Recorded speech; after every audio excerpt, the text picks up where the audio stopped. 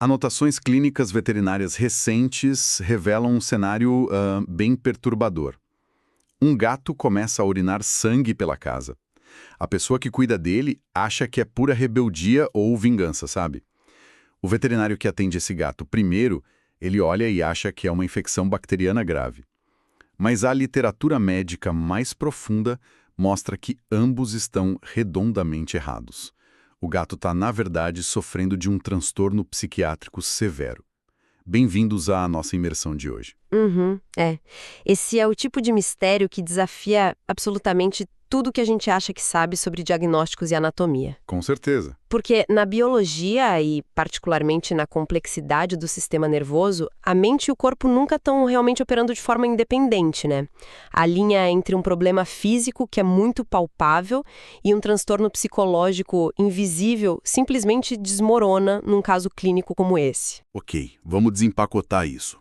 O nosso objetivo, analisando essas fontes detalhadas da medicina felina, hoje, é entender como uma falha mecânica crônica, digamos assim, lá na bexiga de um animal, começa, na verdade, na mente dele. Exatamente. E o termo que esses pesquisadores usam nas anotações parece ter saído direto de um livro clássico de mitologia. A Síndrome de Pandora. É, e o peso e a dramaticidade desse nome não são nenhum acidente histórico, sabe?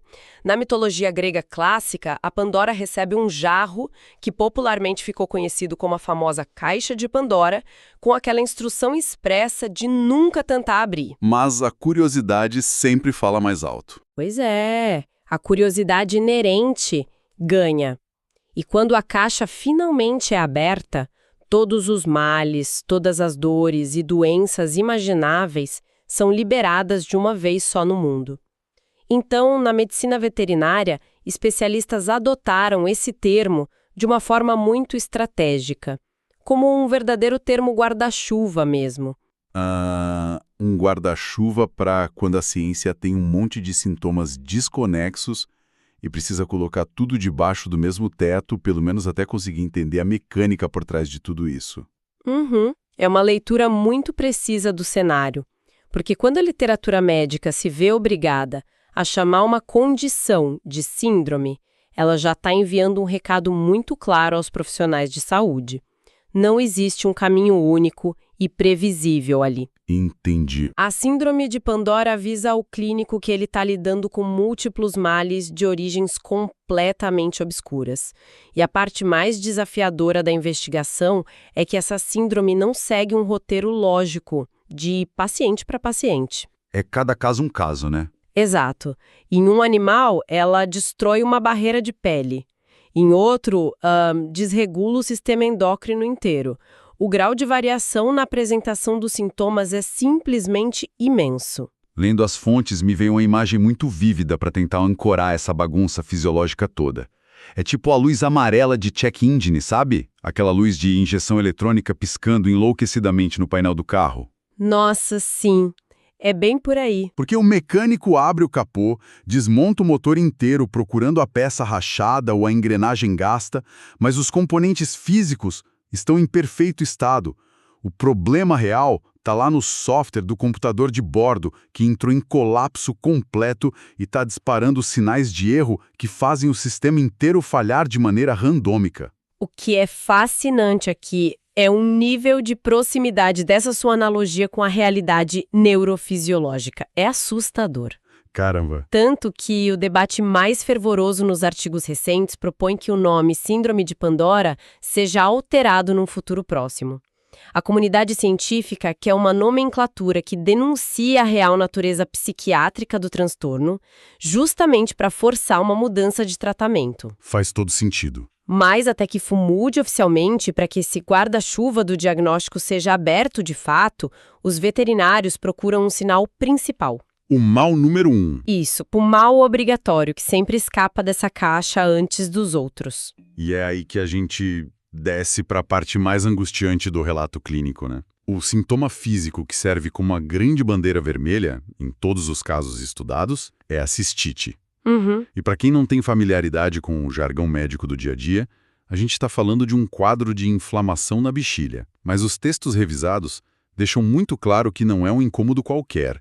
Não é uma queimaçãozinha passageira. Não, de forma alguma. É uma inflamação de caráter crônico, com um nível de dor que beira o insuportável. O sofrimento celular e sistêmico do animal é brutal. O felino começa a sentir a urgência de ir ao banheiro dezenas de vezes por dia, conseguindo expelir, na melhor das hipóteses, apenas algumas gotas. Nossa. Existe uma dor pélvica profunda, aguda e ininterrupta. E a resposta inflamatória na parede interna do órgão pode escalar a um nível tão crítico que os tecidos se rompem microscópica e macroscopicamente. Que é o que gera aquele cenário perturbador lá do início. Exatamente. O resultado é sangue vivo, visível a olho nu, gotejando junto com a urina.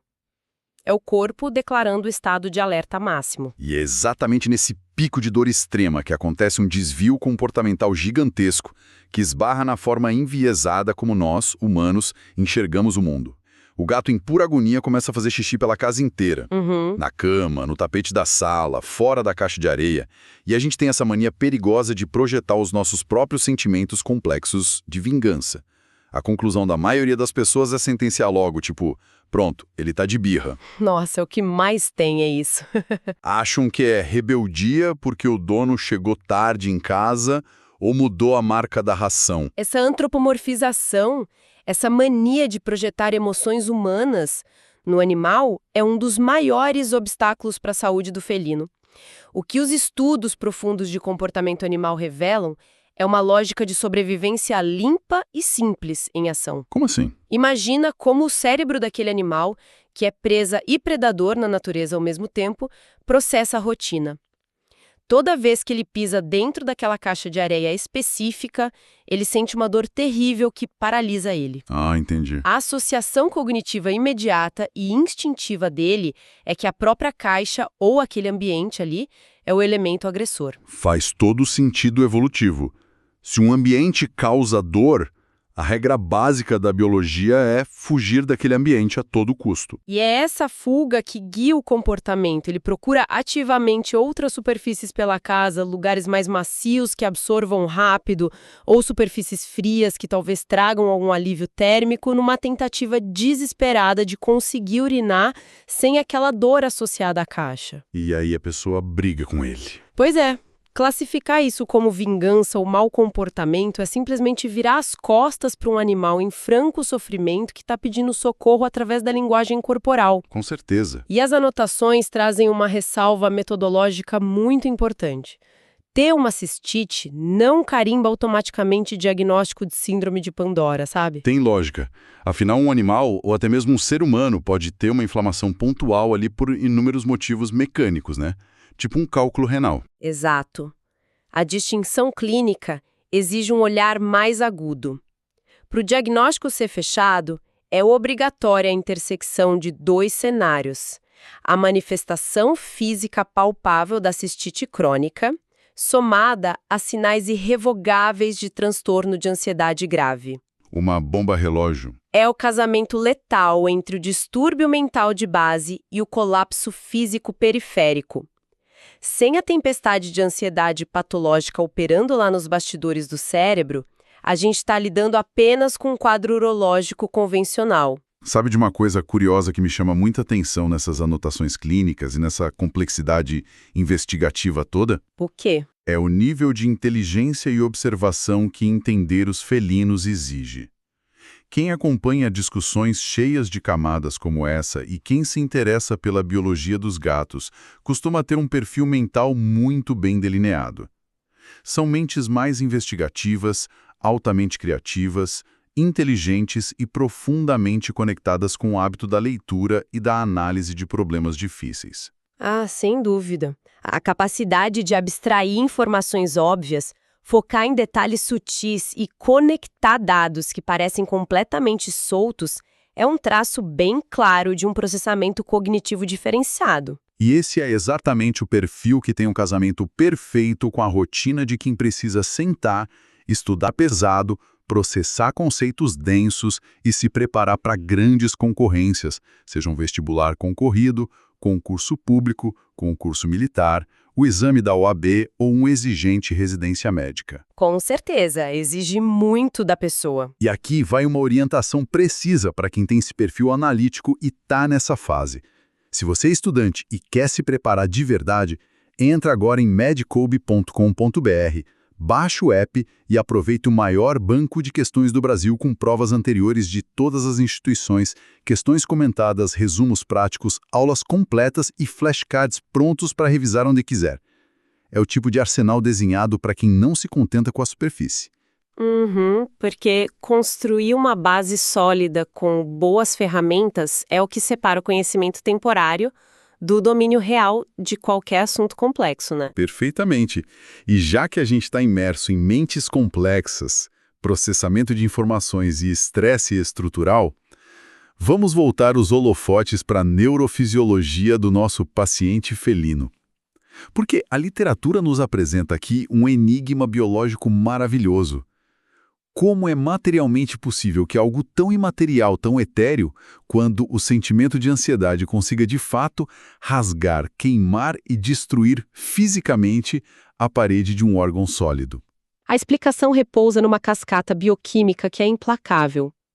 Tudo se inicia no cérebro, que se encontra sob o cerco do estresse crônico. Ok. Quando o gato entra nesse estado perpétuo de hipervigilância, a produção e a regulação de neurotransmissores primordiais, notadamente a serotonina e a dopamina, sofrem uma pane generalizada.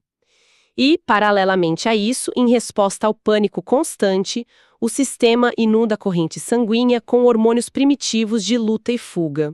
O cortisol e a adrenalina, né? Exatamente. O cortisol e a adrenalina. Mas espera um pouco. Apenas estar estressado não faria a bexiga derreter, caso contrário não existiria ser vivo inteiro na natureza hoje em dia?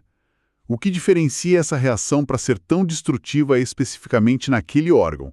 Tem que ter uma bala de prata química nessa história. E a neurofisiologia revela que o grande arquiteto dessa destruição tem um nome muito específico, o óxido nítrico.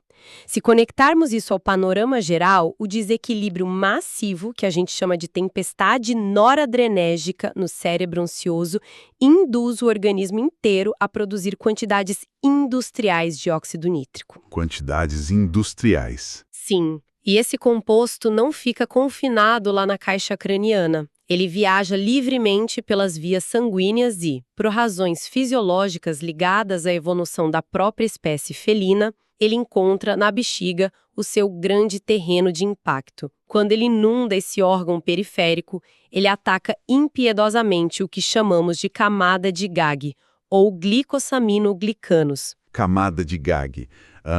Vamos tentar visualizar isso. Seria uma espécie de revestimento interno.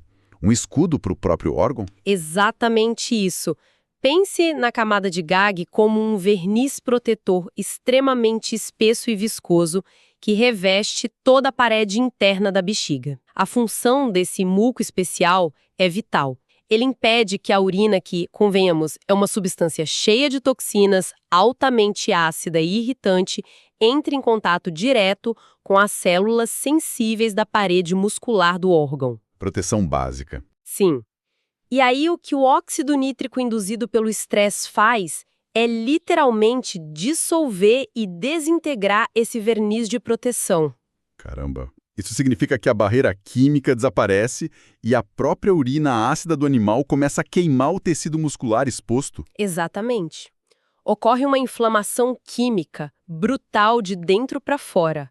A parede do órgão perde a defesa e fica em carne viva, resultando naquele sangramento absurdo e na dor excruciante que a gente mencionou antes. E isso nos transporta para aquele termo clínico que me deixou completamente paralisado enquanto eu li as anotações. A cistite asséptica. Porque a raiz da palavra asséptica quer dizer ausência total de germes. Zero micro-organismos, ou seja, não existe sequer uma bactéria nadando naquela inflamação. Nenhuma.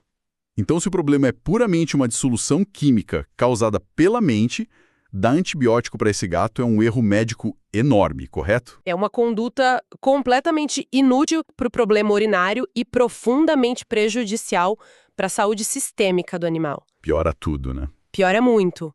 Quando você administra um antibiótico num quadro asséptico, a medicação viaja pelo corpo destruindo a flora intestinal saudável. E isso arruina a digestão do felino, gera mais desconforto, quebra o sistema imunológico e, tragicamente, eleva ainda mais o nível basal de ansiedade que causou o problema original. Um ciclo terrível. Não há agente invasor ali, sabe?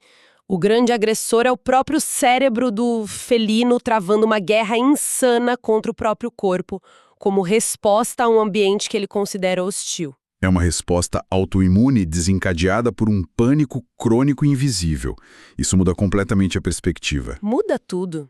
E antes da gente avançar em como a clínica veterinária de ponta tenta quebrar esse ciclo cruel para os felinos, um aviso rápido aqui. Para quem está gostando de mergulhar fundo com a gente hoje e adora entender a verdadeira engenharia por trás das coisas, não se esqueça de curtir esse conteúdo e assinar as nossas imersões semanais. Isso nos ajuda demais a manter o nível e continuar trazendo essas investigações rigorosas para cá. Com certeza. Bom, retomando a análise dos artigos, os pesquisadores apontam uma característica muito traiçoeira, quase maquiavélica dessa inflamação específica. Eles dizem que a cistite da Pandora é autolimitante. Como assim? Bom, na literatura médica, quando a gente classifica uma inflamação como autolimitante, significa que aquele episódio inflamatório tem um relógio biológico próprio, tipo um prazo de validade mesmo. Ok, ela acaba sozinha. Exato. O gato entra no pico da crise nervosa, a bexiga incha, inflama e sangra. Porém, mesmo que não seja feita absolutamente nenhuma intervenção química, nenhum remédio, nada, a resposta inflamatória aguda tende a recuar e ceder por conta própria após um período de 5 a 7 dias. E é aí que nasce a maior miragem clínica de todas, né? O que os textos chamam de ciclo da falsa cura. Funciona mais ou menos assim. A pessoa vê o gato urinar sangue, entra em desespero e corre para a clínica mais próxima. Naturalmente. Aí o profissional de saúde avalia rapidamente os sintomas visíveis da bexiga e receita um anti-inflamatório comum, ou, pior ainda, um antibiótico no escuro. A pessoa volta para casa, dá o remédio e adivinha, em 5 dias o gato volta ao normal. E a conclusão na cabeça de quem cuidou é imediata. Que remédio fantástico, resolvemos a doença. Exatamente isso. E o alívio que se instala traz uma falsa sensação de segurança perigosíssima, porque o medicamento não teve poder nenhum sobre a síndrome. A crise da bexiga simplesmente cumpriu seu tempo natural e diminuiu. O remédio não fez nada. A medicação pode até ter trazido, sabe, uma redução pontual da dor ali localizada, mas o reator nuclear do problema, o nível basal de ansiedade, o medo crônico e a usina de produção de óxido nítrico continua operando livremente em potência máxima lá no cérebro. O que nos leva à conclusão matemática de que é apenas uma questão de tempo para o sistema falhar de novo. Invariavelmente, em questão de semanas ou poucos meses, a crise irrompe com a mesma força ou até mais feroz. E aí começa tudo de novo. Tudo de novo. O tutor retorna com o animal ao consultório, o profissional pode presumir que a suposta bactéria desenvolveu resistência, prescreve uma droga ainda mais agressiva e a roda dessa ilusão gira de novo, corroendo a qualidade de vida do animal por anos, sem que ninguém olhe para a verdadeira matriz psiquiátrica. É um ciclo de enxugar gelo. Lendo essa repetição frustrante de tratamentos periféricos, a imagem que me vem à mente é como tentar apagar um incêndio na sua casa simplesmente trocando o alarme de fumaça da sala de estar. Nossa, perfeita analogia. Você pode até calar aquele barulho incômodo por um momento. A fumaça parece se dissipar, mas o fogo real continua avançando implacavelmente por trás das paredes, derretendo a fiação elétrica até a estrutura desabar. Uma representação angustiante, mas que ilustra com precisão absoluta o erro de foco da situação.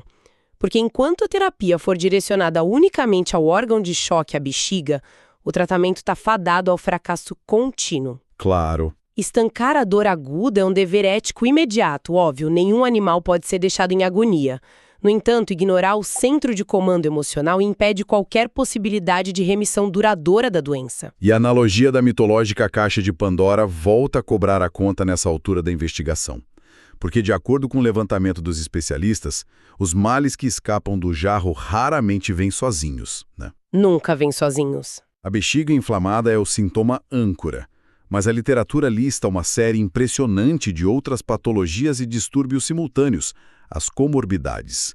Aqui é que a coisa fica realmente interessante. Houve menções a crises dermatológicas severas, mas o que mais travou a minha leitura foram os distúrbios psiquiátricos de caráter autodestrutivo acoplados à síndrome. A medicina comportamental felina documenta que muitos desses pacientes desenvolvem simultaneamente quadros severos de alopecia psicogênica. Que é arrancar o próprio pelo. Isso ocorre quando o gato desenvolve o hábito obsessivo e compulsivo de se lamber de forma tão ininterrupta que ele chega a extirpar tufos inteiros de pelo pela raiz, resultando em grandes áreas de pele nua, ferida e totalmente vulnerável no próprio corpo. Mas qual seria a explicação biomecânica para esse comportamento?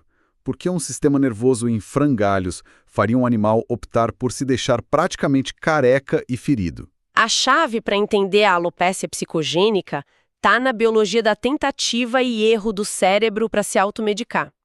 O ato de higienização, o lamber-se diário do gato, libera naturalmente pequenas quantidades de endorfinas na corrente sanguínea. Que funcionam como um calmante. Exato, agem como analgésicos e calmantes químicos poderosos. Quando a pressão do estresse ambiental se torna asfixiante, o cérebro exige essa descarga de endorfina continuamente. A limpeza deixa de ser higiene e se torna um vício narcótico, sabe? Nossa! Ele passa a se lamber em transe para se drogar com a própria química de alívio e só para quando o tecido físico colapsa e a dor fala mais alto. Meu Deus! É um mecanismo de defesa tão sobrecarregado que se transforma em automutilação pura. E nas anotações eles se aprofundam também em um transtorno bem bizarro chamado transtorno de Pica. Confesso que, ao ler rapidamente, a conexão neuroquímica disso me escapou um pouco. O transtorno de Pica percorre um trilho neurológico muito similar de desespero por regulação. Trata-se da compulsão irrefreável por mastigar e ingerir objetos sem nenhum valor nutricional. Plásticos grossos, cabos elétricos, pedaços de papelão ou tecidos de sofá. E isso também acalma? Sim. Mais uma vez, o atrito repetitivo da mastigação e a sensação tátil de destruir texturas estranhas funcionam como uma válvula de escape mecânica para dissipar a energia caótica de uma mente hiperestimulada. Incrível! E as ramificações não param nos comportamentos compulsivos, viu? Essa desregulação crônica do eixo de estresse impacta o corpo inteiro. Há registros de que a síndrome engatilha cascatas imunológicas que se manifestam como alergias de pele idiopáticas, além da parte cardíaca, né? Exato. Além de sobrecarregar órgãos vitais pavimentando o caminho para o diabetes felino precoce e patologias cardíacas fulminantes. Chegamos a um cenário surreal. A gente tem um paciente entrando numa clínica com a pele forrada de lesões alérgicas, uma arritmia no coração e pingando sangue pela urina. O olhar tradicional enxerga ali o azar de contrair 3 doenças independentes e gravíssimas que teoricamente exigiriam 3 remédios ou especialistas distintos, quando, lá nos bastidores, é só uma mente colapsando e arrastando a estrutura física junto. O que força a medicina veterinária contemporânea a dar o necessário passo para trás e reestruturar toda a abordagem diagnóstica. Nessas situações críticas, frequentemente, a intervenção de maior impacto não vai vir do bisturi do cirurgião urológico. Vem de onde, então? Vem da análise minuciosa de um especialista em comportamento animal, atuando como um psiquiatra investigativo do ambiente em que aquele felino habita. E é aqui que chegamos ao ponto central dessa história toda. Porque a solução definitiva, ou pelo menos um manejo que devolve a dignidade para esse animal com problemas múltiplos, de urina, de coração e de pele, não está numa prateleira de farmácia. O remédio é uma técnica que os textos descrevem detalhadamente como enriquecimento ambiental. Precisamente. É a arte de intervir na fisiologia alterando o entorno, o ambiente. A receita médica para a síndrome de Pandora transmuta-se na construção de previsibilidade e segurança territorial. Deixar o gato no controle. Sim. Na prática, significa espalhar o recurso do gato pela casa para evitar competição. Caixas de areia limpas, em áreas silenciosas, potes de água distantes da comida, significa instalar prateleiras verticais elevadas, permitindo que o felino observe o ambiente do alto, sabe? Com aquela superioridade que a espécie exige para se sentir segura. E aí a química do corpo responde. Responde imediatamente. Ao eliminar as microtensões diárias e o barulho excessivo, a produção frenética de noradrenalina despenca. A usina de óxido nítrico finalmente é desligada e, sem aquele banho ácido, os tecidos do corpo iniciam sua própria reconstrução natural. A paz mental operando como o melhor cicatrizante que existe. Essa imersão profunda pela mecânica da síndrome de Pandora obriga a gente a revisitar com muito mais reverência e humildade a percepção que temos sobre o que é adoecer, né? Com certeza absoluta. Aquela velha fronteira imaginária que a gente traça no dia a dia entre um diagnóstico puramente emocional e um dano físico real é uma fronteira que, perante o Tribunal da Biologia, simplesmente não se sustenta. A literatura que a gente dissecou hoje não deixa margem para o ceticismo. Ela nos entrega a prova material inegável de que o estresse e a ansiedade não são abstrações poéticas da mente. São bem reais. São forças biofísicas avassaladoras. Elas são perfeitamente capazes de alterar a arquitetura química de um organismo, demolir tecidos saudáveis e orquestrar a falência de sistemas vitais inteiros. Isso exige de quem convive com esses animais uma postura ativa de observação e uma empatia muito profunda pelas sutilezas dos ambientes que a gente constrói para eles. E isso nos empurra de forma inevitável para um espelho muito incômodo, uma reflexão que vai bem além dos nossos animais de estimação.